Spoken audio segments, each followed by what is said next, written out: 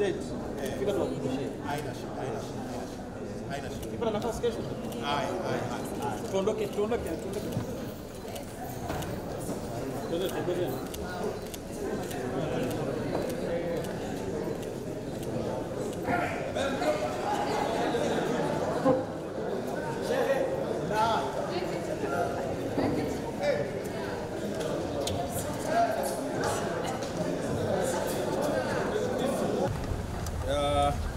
Leo tarehe 16 ya mwezi wa 9 mwaka 2025, Mahakama Kuu ya Tanzania katika masijara ndogo ya Dar es Salaam imeendelea kusikiliza kesi ya uhaini ya Jamhuri dhidi ya ndugu Tundu Antipas Mughwai Lissu, na leo mahakama imekuwa inaendelea kupokea maelezo kutoka kwa ndugu Lissu kuhusiana na pingamizi zake ambazo ameziweka dhidi ya mashtaka ambayo yanamkabili na yakilenga kabisa katika kushambulia ile hati ya mashtaka pamoja na taarifa ya mashtaka ambayo kwa sehemu kubwa ni kwamba anasema ina upungufu mkubwa sana wa kisheria, na kutokana na upungufu huo basi inabidi mashtaka haya yatupiliwe mbali au yafutwe kabisa na yeye aweze kuachiwa kuwa huru.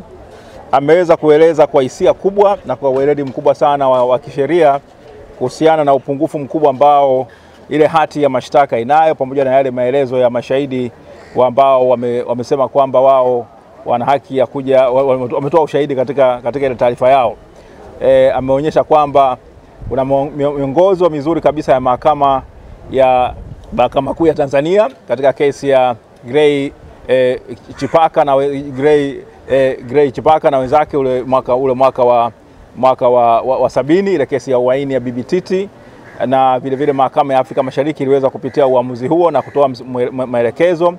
Hali kadhalika katika kesi ya Atibu Gandhi na wenzake ambao walifanya uhaini dhidi ya Jamhuri ile mwaka wa 83, kesi ambayo iliamuliwa na Mahakama Kuu na baadaye Mahakama ya Rufaa ya Tanzania chini ya Jaji Mkuu wa wakati ule Francis Nyarari, ambazo zote ziliweka msisitizo kwamba ile hati ya mashtaka lazima ikidhi vigezo ambavyo vimezingatiwa, ikiwa pamoja na taarifa ya kosa, vitendo gani ambavyo nia ile kufanya kosa, alikadhalika na vitendo vyenyewe vya kufanya kosa hilo. Kwa hiyo Lissu ameweza kuonyesha kwamba hiyo hati haionyeshi makosa ambayo ameyatenda na hakuna kosa lolote lile, kama ambavyo jana alisema kwamba kwa taarifa ya maneno yale ambayo aliyasema tarehe 4 mwezi wa 3 mwaka 2025, ukiangalia kwa ujumla wake katika nchi ya vyama vingi na nchi ya demokrasia, mtu ambaye amezungumza maneno haya hawezi kuchukuliwa kuwa ni muhaini, kwa hiyo yeye hana kosa la uhaini.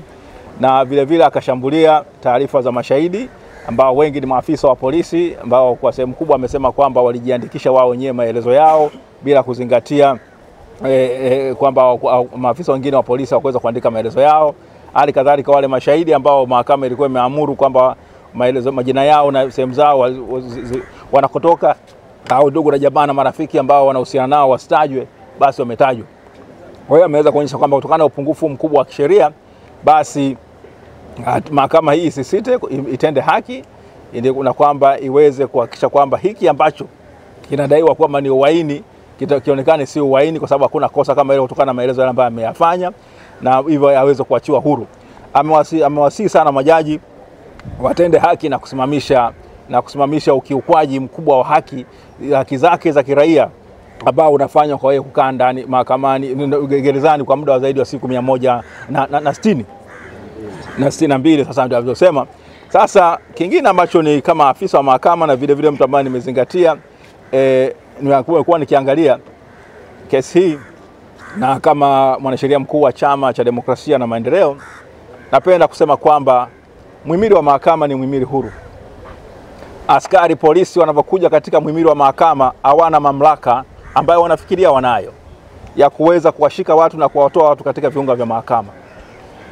Watu wana haki ya kuja mahakamani kwa mujibu wa Katiba ya Jamhuri ya Muungano ya Tanzania. Kama watu wamejaa, taratibu za kuweza kuwaweka sehemu nyingine zinatakiwa zifuatwe. Tumekubaliana kwamba watu wanatakiwa waweze kuja mahakamani, wakishajaa basi sawa, ni kweli wasiweze kuingia.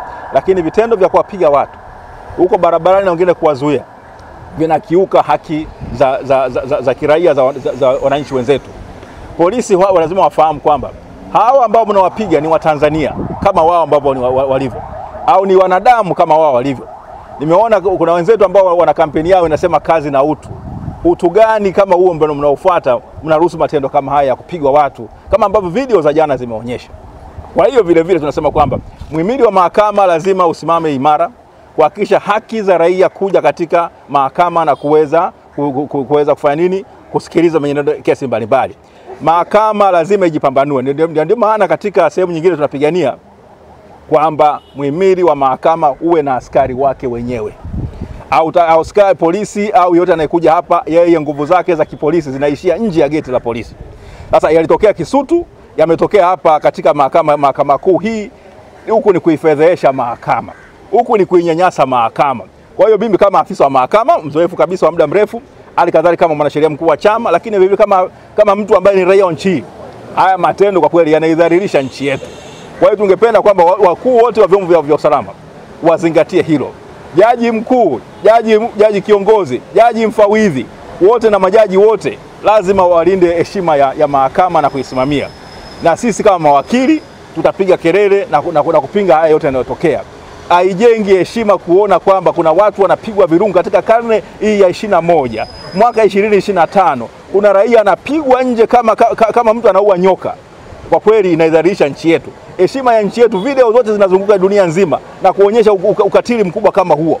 Nasema kwamba haya ni matendo machafu ambayo havumiliki katika nchi ambayo inasema kwamba inafuata demokrasia. Na wale wanasema kama ni utu, naomba kwa mara ya kwanza wajifunze kuwa watu na waache kutenda matendo hayo machafu. Asante.